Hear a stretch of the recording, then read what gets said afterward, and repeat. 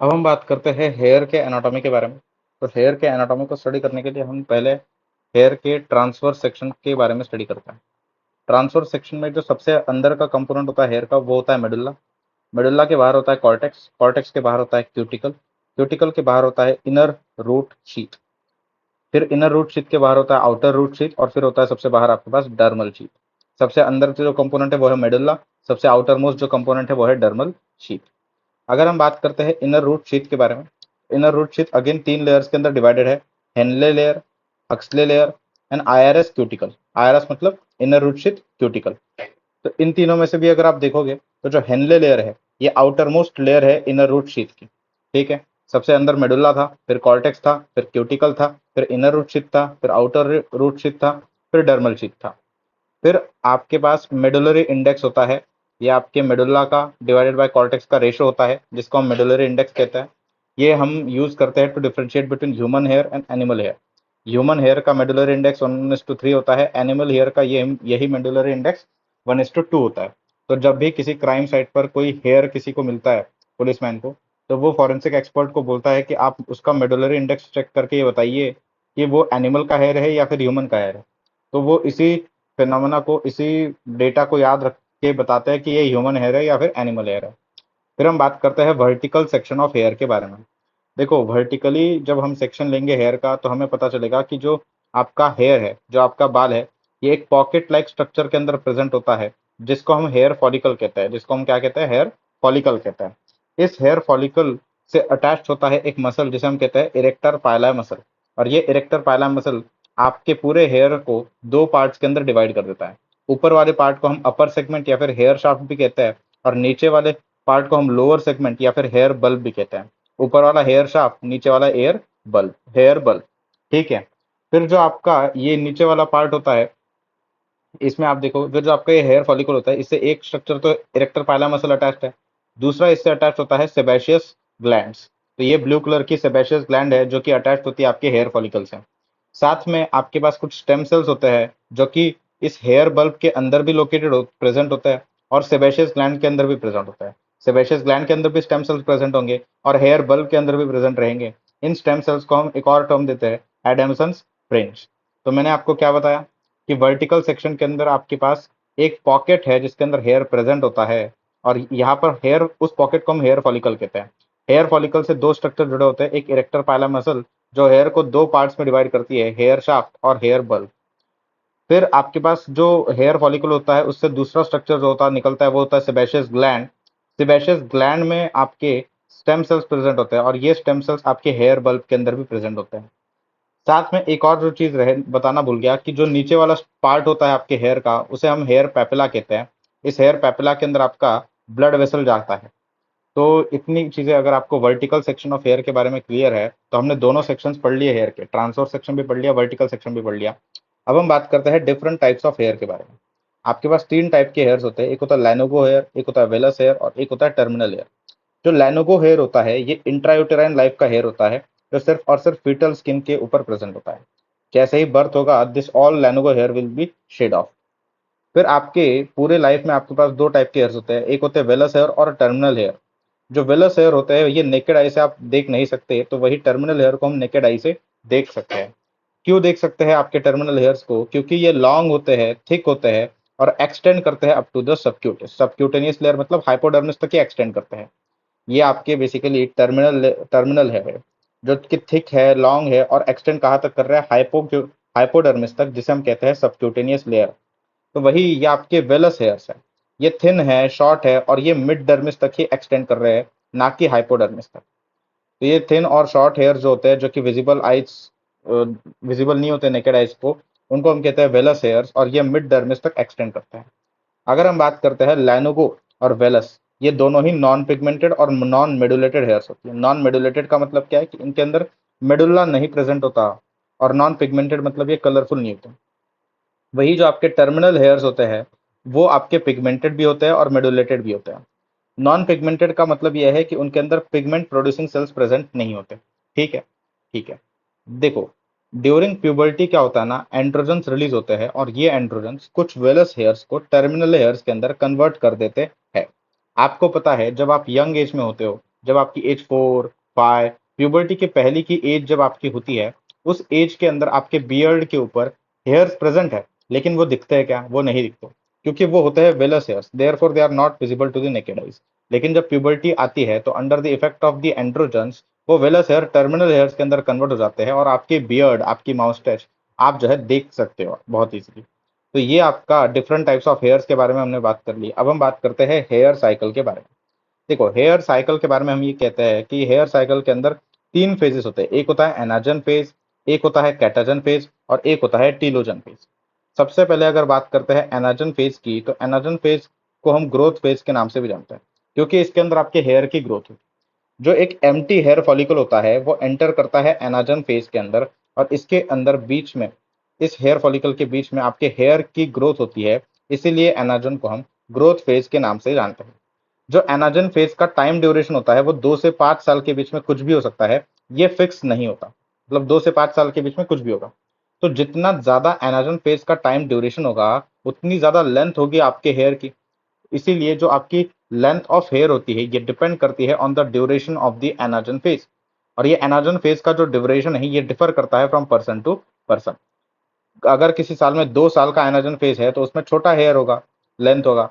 और अगर 5 साल का एनाजन फेज है तो उसमें ज्यादा लेंथ होगा आपके हेयर का। फिर जब एनाजन फेज कंप्लीट हो जाता है, जब ग्रोथ ऑफ हेयर कंप्लीट हो जाती है, तो आपका जो हेयर है ये आता है कैटाजन फेज के अंदर। अब कैटाजन फेज का जो ड्यूरेशन है ये फिक्स्ड है, 3 हफ्ते तक ही रहेगा आपका कैटाजन फेज। फिक्स्ड ड्यूरेशन है इसका। इसको कैटाबॉलिक और इन्वोल्यूशनरी फेज के नाम से भी जानते हैं। और इस कैटाजन फेज के अंदर जो इंट्राक्यूटेनियस पार्ट होता है आपके हेयर का वो डिजनरेट कर जाता है। फिर कैटाजन फेज के बाद जब आपका इंट्राक्यूटेनियस पार्ट डिजनरेट कर चुका है, आपका हेयर जाता है टीलोजन फेज के अंदर। अब जो टीलोजन फेज के अंदर हेयर आया है, इसका कोई इंट्राक्यूटेनियस पार्ट बचा नहीं है, बस ऊपर वाला पार्ट बचा हुआ है। टीलोजन फेज को हम रेस्टिंग फेज के नाम से भी जानते हैं। ये भी फिक्स ड्यूरेशन का होता है, 3 महीने का। ठीक है। फिर जब टीलोजन फेज खत्म होगा तो आपका जो हेयर है ये शेड कर जाता है। और हेयर शेड करने के बाद आपके पास एम्प्टी हेयर फॉलिकल फिर से बचता है। इस एम्प्टी हेयर फॉलिकल को हम क्या कहते हैं? एम्प्टी हेयर फॉलिकल को हम काइनोजन कहते हैं। और जो शेड कर गया हेयर ना, उसको हम एक्सोजन कहते हैं। शेड करने वाले हेयर को हम क्या कहते हैं? एक्सोजन कहते हैं। अब आपको ये याद रखना है कि अगर सारे हेयर्स आपके कभी ना कभी टीलोजन टीलोजन में जाएंगे और टीलोजन के बाद शेड हो जाने वाले हैं, तो क्या ऐसा पॉसिबल है कि सारे के सारे हेयर्स किसी एक ही फोज में एक टाइम पे हो? तो अगर ऐसा हुआ तो सारे हेयर्स अब एनाजन फेज में हैं, फिर किसी एक टाइम पे कैटाजन फेज में होंगे, फिर सारे फेज किसी टाइम पे टेलोजन फेज में होंगे, और फिर सारे हेयर्स आपके शेड कर जाएंगे एक ही टाइम पे। ऐसा तो होता नहीं ना। आप हर 2 3 महीने, हर 4 से 5 सालों के बाद जो है आप गंजे थोड़ी ना होते रहते हो, नहीं होते रहते हो। ऐसा इसलिए होता है क्योंकि there is asynchronous growth pattern followed by your hairs. Asynchronous growth pattern जो आपके हेयर फॉलो करते हैं, इसका मतलब यह है कि हर हेयर फॉलिकल जो है ये ग्रो कर रहा है डिफरेंट टाइमलाइन के अंदर। अगर कोई आपका एक हेयर एनाजन फेज के अंदर है तो कोई आपका टिलोजन फेज के अंदर है, कोई टिलोजन फेज के अंदर है तो कोई कैटाजन फेज के अंदर है। कोई हेयर अगर एनाजन फेज के अर्ली टाइम में है, मतलब वो अभी एनाजन फेज के अंदर आया हुआ है, तो उसको बहुत कुछ हेयर्स ऐसे होंगे जो कि बहुत टाइम हो चुके हैं एनाजन फेज के अंदर। तो हर हेयर जो है ये every hair follicle is growing in the different timeline. इसीलिए आपके डेली कुछ बाल झड़ते रहेंगे, लेकिन वो कम क्वांटिटी के अंदर रहेंगे। इसको हम कहते हैं asynchronous growth pattern of your hairs. फिर हम बात करते हैं आपके एलोपेशिया के बारे में। देखो, एलोपेशिया का मतलब होता है लॉस ऑफ हेयर। अब ये लॉस ऑफ हेयर अगर स्कारिंग के साथ एसोसिएटेड है तो उसको बोलेंगे स्कारिंग या फिर साइकेट्रिशियल एलोपेशिया। स्कारिंग और फिर साइकेट्रिशियल एलोपेशिया जो होता है, इसके साथ जो चांस ऑफ रीग्रोथ होता है हेयर्स का वो बहुत कम होता है। अगर आपका एलोपेशिया किसी स्कारिंग के साथ एसोसिएटेड नहीं है तो उसको कहेंगे नॉन स्कारिंग एलोपेशिया। इस नॉन स्कारिंग एलोपेशिया का दूसरा नाम हो जाएगा नॉन साइकेट्रिशियल एलोपेशिया। इसके अंदर जो चांस ऑफ रीग्रोथ होता है दैट इज गुड। अगर आप देखोगे तो नॉन स्कैरिंग एलोपेशिया के अंदर आपको एम्प्टी हेयर फॉलिकल्स बहुत सारे देखने को मिलेंगे। इसीलिए इसके अंदर चांस ऑफ रीग्रोथ जो होता है वो अच्छा होता है। लेकिन स्कारिंग और साइकेट्रिशियल एलोपेशिया के अंदर जो आपको हेयर फॉलिकल्स नहीं दिखते, एम्प्टी हेयर फॉलिकल्स नहीं दिखते, आपको क्या दिखता है? जहां पर आपकी शेडिंग हुई है हेयर्स की, वहां पर आपको स्कारिंग देखने को मिलती है। और इस अपीयरेंस को हम क्लिनिकली क्या कहते हैं? फुटप्रिंट ऑन स्नो अपीयरेंस कहते हैं। फिर हम बात करते हैं कि ये तो मैंने आपको बता दिया कि एलोपेशिया मतलब लॉस ऑफ हेयर, अगर वो स्कारिंग से एसोसिएटेड नहीं है तो उसको बोलेंगे नॉन साइकेट्रिशियल, अगर एसोसिएटेड है तो उसको बोलेंगे साइकेट्रिशियल। लेकिन आपको इनके अंदर पता होनी चाहिए कि नॉन साइकेट्रिशियल, नॉन स्कारिंग के क्या एग्जांपल्स हैं। इनके एग्जांपल्स याद रखने के लिए आप याद रखें 3A और 3T। 3A से आपके आते हैं alopecia areata, anagen effluvium, androgenic alopecia. 3T से आप याद रखें telogen effluvium, trichotillomania and tinea capitis. लेकिन टीनिया कैपेटिस किस टाइप का? नॉन इन्फ्लेमेटरी टाइप का। फिर हम बात करते हैं साइकेट्रिशियल एलोपेशिया के भी आपके कुछ एग्जांपल्स होते हैं, जैसे कि अगर लाइकन प्लानस का इन्फेक्शन हो जाता है स्काल्प के ऊपर तो वो कॉज करेगा cicatricial alopecia. Discoid lupus erythematosus जो कि क्यूटेनियस लीजन्स होते हैं एसएलई के। Sarcoidosis, cutaneous mets, frontal fibrosing alopecia, tinea capitis of inflammatory variant and pseudo pelade Brocq. ये बेसिकली इडियोपैथिक होता है, मतलब इडियोपैथिक साइकेट्रिशियल एलोपेशिया को नाम देने के लिए हमने ये नाम दिया हुआ है सूडो पैलेट डिब्रॉक। फिर हम बात करते हैं आपके एंड्रोजेनिक एलोपेशिया के बारे में। देखो, androgenic alopecia is the loss of hair due to androgens. आपके बॉडी में एंड्रोजन्स प्रेजेंट होते हैं, उनके कारण अगर हेयर लॉस हो रहा है तो उसको हम बोलेंगे एंड्रोजेनिक एलोपेशिया। मैंने आपको वर्टिकल सेक्शन ऑफ हेयर के अंदर बोला था कि आपके पास हेयर पेपिला होता है, इस हेयर पेपिला में आपके पास ब्लड वेसल्स होती है। इस हेयर पेपिला के ऊपर होते हैं आपके एंड्रोजन के रिसेप्टर्स, और इन एंड्रोजन के रिसेप्टर्स के अंदर होता है आपका एक एंजाइम जिसे हम कहते हैं फाई अल्फा रिडक्टेज एंजाइम। इन एंड्रोजन रिसेप्टर्स के अंदर क्या एंजाइम प्रेजेंट होता है? Five alpha reductase enzyme. जब ब्लड वेसल के अंदर टेस्टोस्टेरोन आएगा तो ये फाई अल्फा रिडक्टेज जो कि आपके एंड्रोजन रिसेप्टर्स के अंदर प्रेजेंट है, ये इस टेस्टोस्टेरोन को कन्वर्ट कर देगा डीएचटी के अंदर। और ये डीएचटी जो होता है ये टेस्टोस्टेरोन का most active most potent form होता है। ये डीएचटी आपके टर्मिनल हेयर्स को वेलस हेयर्स के अंदर कन्वर्ट करता है। ये मिनिएचराइजेशन कॉज करता है आपके हेयर्स की। ये long thick pigmented terminal hairs को कन्वर्ट करता है शॉर्ट फाइन अनपिगमेंटेड मिनिचराइज्ड हेयर्स के अंदर। तो आपके जो एंड्रोजन रिसेप्टर्स थे जिनके अंदर फाई अल्फा रिडक्टेज थे, ये एंड्रोजन रिसेप्टर्स आपके हाइपर एक्टिव होते हैं, जिसके कारण टेस्टोस्टेरोन डीएचटी के अंदर कन्वर्ट होता है, जिससे आपके long thick pigmented terminal hair short fine unpigmented miniaturised hair के अंदर कन्वर्ट हो जाते हैं। ये हमेशा आपके प्यूबर्टी के बाद होगा, क्योंकि प्यूबर्टी के बाद ही आपके पास एंड्रोजन्स प्रेजेंट होते हैं। तो किसी चिल्ड्रन के अंदर, किसी छोटे बच्चे के अंदर आपको जो है एंड्रोजेनिक एलोपेशिया नहीं देखने को मिलेगा। फिर हम बात करते हैं कि क्या सारे लोग, सारे प्यूबर्टी के बाद जितने भी लोग होते हैं, सबके अंदर एंड्रोजन प्रेजेंट होता है? तो क्या सबके अंदर आपको एंड्रोजेनिक एलोपेशिया देखने को मिलता है? तो आंसर है नहीं। ऐसा इसलिए कि नॉर्मल इंडिविजुअल्स में ये जो एंड्रोजन रिसेप्टर्स होते हैं ये डॉर्मेंट होते हैं, लेकिन जिन पीपल हाइपर एक्टिव होते हैं ये आपके एंड्रोजन रिसेप्टर्स, उन लोगों के अंदर जिनके अंदर जेनेटिक प्रीडिस्पोजिशन होता है एंड्रोजेनिक एलोपेशिया के लिए। फिर हम बात करते हैं कि दो टाइप का पैटर्न हेयर लॉस आप देख सकते हो in this case of androgenic alopecia. एक मेल पैटर्न हेयर लॉस और एक होता है फीमेल पैटर्न हेयर लॉस। जो मेल पैटर्न हेयर लॉस होता है इसमें जो आपकी फ्रंटो टेम्पोरल लाइन होती है ये रिसीड करती है, और आपके जो वर्टेक्स के हेयर्स होते हैं यहाँ से हेयर्स की शेडिंग होती है। क्या फ्रंटो टेम्पोरल लाइन आपकी रिसीड करती है और वर्टेक्स के ऊपर के जो हेयर्स होते हैं वो शेड करते हैं। इसको हम कहते हैं मेल पैटर्न हेयर लॉस, जिसमें bitemporal and frontal recession of hairs होता है। और मेल पैटर्न हेयर लॉस के लिए जो क्लासिफिकेशन हम यूज करते हैं वो होता है हैमिल्टन एंड नॉरवुड क्लासिफिकेशन। फिर हम बात करते हैं female pattern of hair loss. इसमें जो आपकी फ्रंटो टेम्पोरल हेयर लाइन होती है ये रिसीड नहीं करती, बस जो आपके क्राउन एरिया होता है इस क्राउन एरिया में से थिनिंग होती है। तो thinning of crown area and hair line is maintain, और फीमेल पैटर्न हेयर लॉस के लिए हम लुडविग्स क्लासिफिकेशन को यूज करते हैं। फिर हम बात करते हैं कि एंड्रोजेनिक एलोपेशिया का ट्रीटमेंट क्या करेंगे।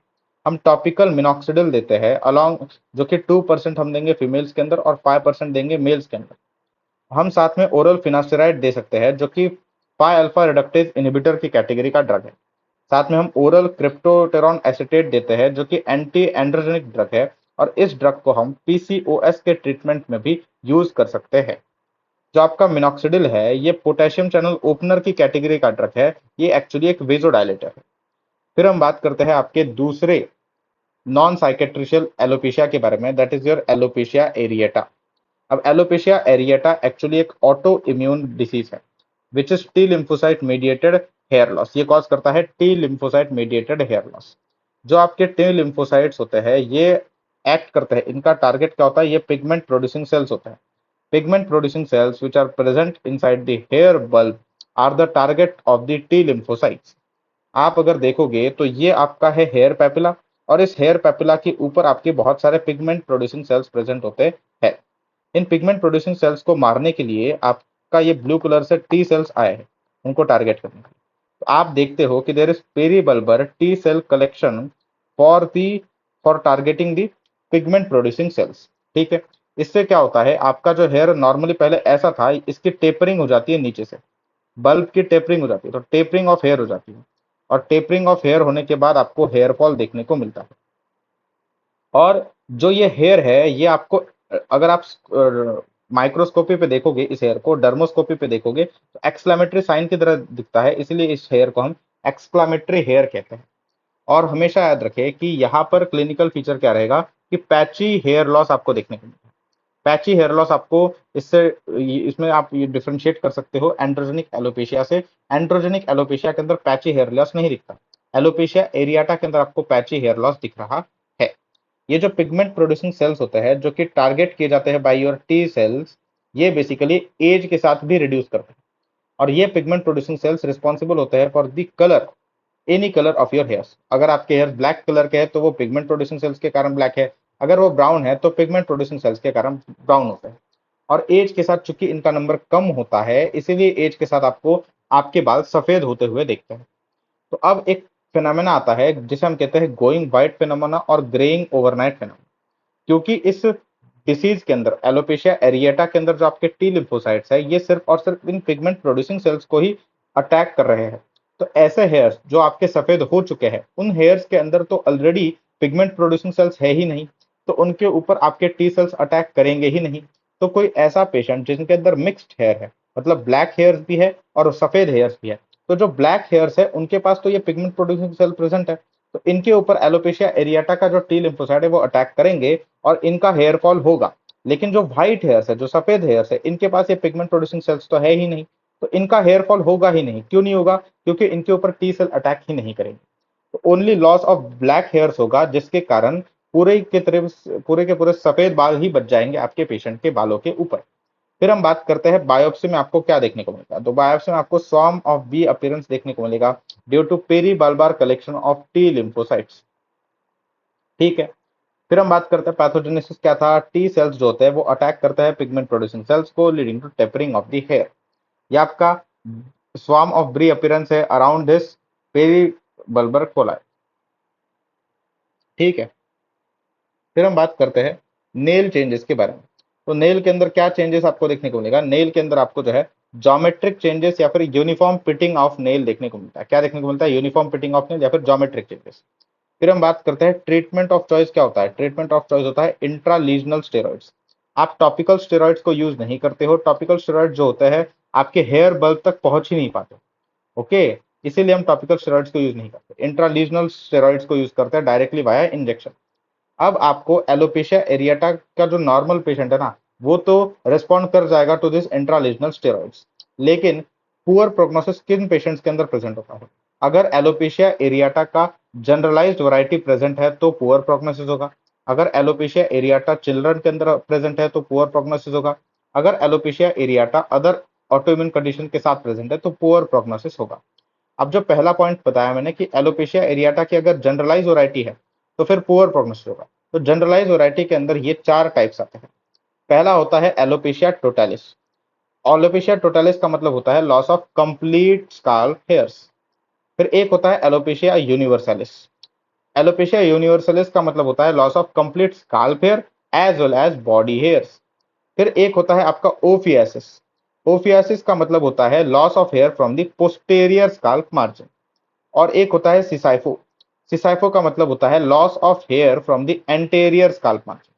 तो ये जो चार टाइप्स है, ये जनरलाइज्ड वैरायटी के टाइप्स है एलोपेशिया एरियाटा के, और इनका सबका पुअर प्रोग्नोसिस होता है। अगर आपको ऐसा क्वेश्चन पूछा गया कि किसी पर्सन के ऊपर कोई साल स्काल्प हेयर नहीं है और बॉडी हेयर सिर्फ आईब्रोज के ऊपर है, तो उसको तुम किस एलोपेशिया के अंदर डालोगे? तो ये एलोपेशिया टोटालिस में जाएगा। एलोपेशिया यूनिवर्सलिस के अंदर इसलिए नहीं जाएगा क्योंकि एलोपेशिया यूनिवर्सलिस में एक भी बॉडी हेयर प्रेजेंट नहीं था। यहाँ पर बॉडी में आईब्रोज पे है ना, तो ये ऑब्वियसली एलोपेशिया टोटालिस हो जाएगा। फिर हम बात करते हैं आपके ट्राइकोटिलोमैनिया के बारे में। देखो, ट्राइकोटिलोमैनिया का मतलब होता है पुलिंग ऑफ हेयर, मतलब बाल खींचने के कारण जो हेयर फॉल हो रहा है उसको हम कहते हैं ट्राइकोटिलोमैनिया। कोई पर्सन साइकेट्रिक कंडीशन से गुजर रहा होता है, मेंटल कंडीशन से गुजर रहा होता है, इसलिए वो खुद के हेयर्स को पुल करता है। इसका क्लिनिकल फीचर होता है कि मल्टीपल ब्रोकन हेयर्स आपको देखने को मिलते हैं जो कि वेरिएबल लेंथ के होते हैं on the alopecia patch which is on the accessible site. Accessible site का मतलब यह है कि अगर कोई राइट हैंडेड साइकेट्रिक पेशेंट है तो वो ऑब्वियसली अपने राइट साइड के स्काल्प के बालों को खींचेगा, तो एक्सेसिबल साइट हो जाती है right side for that patient. फिर हम बात करते हैं कि बायोप्सी के ऊपर आपको ट्राइकोटिलोमैनिया के अंदर पेरीफॉलिकुलर रीजन में और इंट्राफॉलिकुलर रीजन में हैमरेज देखने को मिलता है।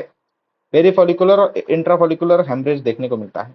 इंट्राफॉलिकुलर हेमरेज का मतलब है कि हेयर फॉलिकल के बीच में आपको जो है हेमरेज देखने को मिलता है, leading to the hamburger sign.